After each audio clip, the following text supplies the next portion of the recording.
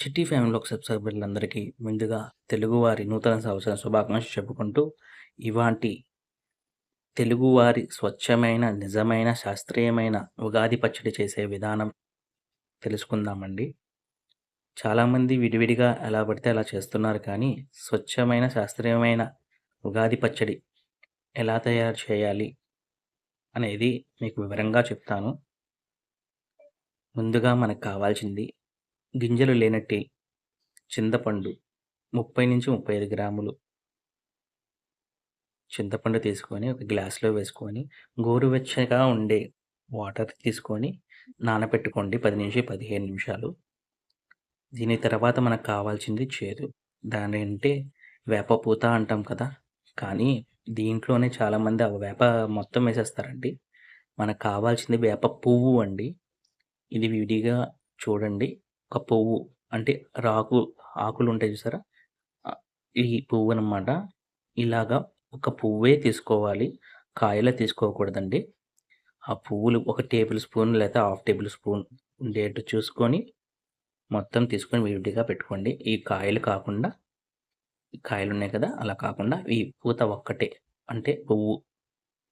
ఆ పువ్వు ఒక్కటి తీసుకొని అరచేతిలో వేసుకొని నెమ్మదిగా మద్దన చేస్తే ఆ రేకులు ఉంటాయి చూసారా? మనకు కావాల్సిన ఆ రేకులేనమాట.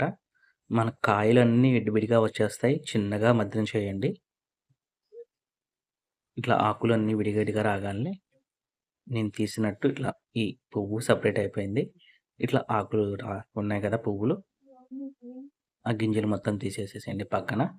ముందుగా మనం చూసుకోవాల్సింది ఘాటు అంటే కారం. మనం డచ్‌వారు వచ్చేంత వరకు మిరపకాయలు తెలీదండి. అంతకుముందు ప్రతి ఒక్కళ్ళు వాడేది మిరియాలే. అందుకని శాస్త్రీయమైన పద్ధతి అని చెప్తున్నాను. వాటిల్లో వాడేది ఓన్లీ కల్లుప్పు మాత్రమే. అది గూడా మనం మిక్సీ అట్లా కాదండి. శాస్త్రీయబద్ధంగానే రోటిలో వేసుకొని దంచుకుందాము. ముందుగా అట్లా తీసుకొని మొత్తం తుడుసుకొని 2 కలిపి మెత్తగా, చాలా మెత్తగా అయ్యేంత వరకు ఇట్లా చేసుకొని చూపిస్తానండి. ఇలా దంచుకొని తీసి పక్కన పెట్టుకోండి. ఇట్లా అవుతుంది. మెత్తగా అవ్వాలండి బాగా.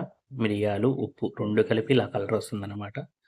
తర్వాత మన చింతపండు ఇలా ఉంది చూసారా? అది మన గుజ్జు మొత్తం పిప్పి మొత్తం తీసేస్తే ఆ గుజ్జు మొత్తం విడిగా వస్తుంది. చూపిస్తాను.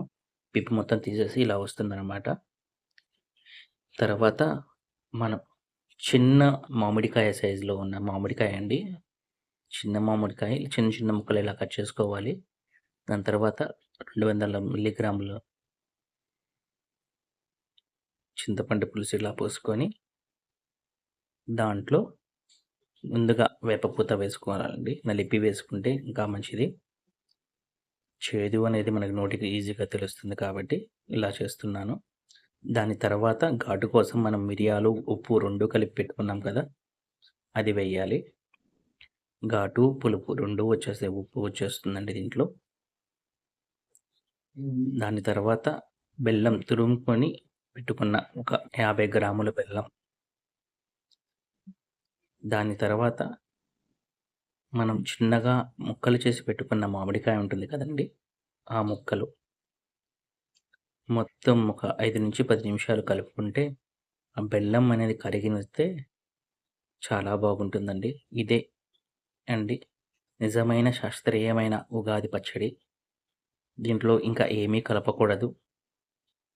ఇంతవరకు చూసారంటే వీడియో నచ్చింది అనుకుంటున్నాను. ఒక లైక్, ఒక సబ్స్క్రైబ్ అండి కొత్తవాళ్ళు.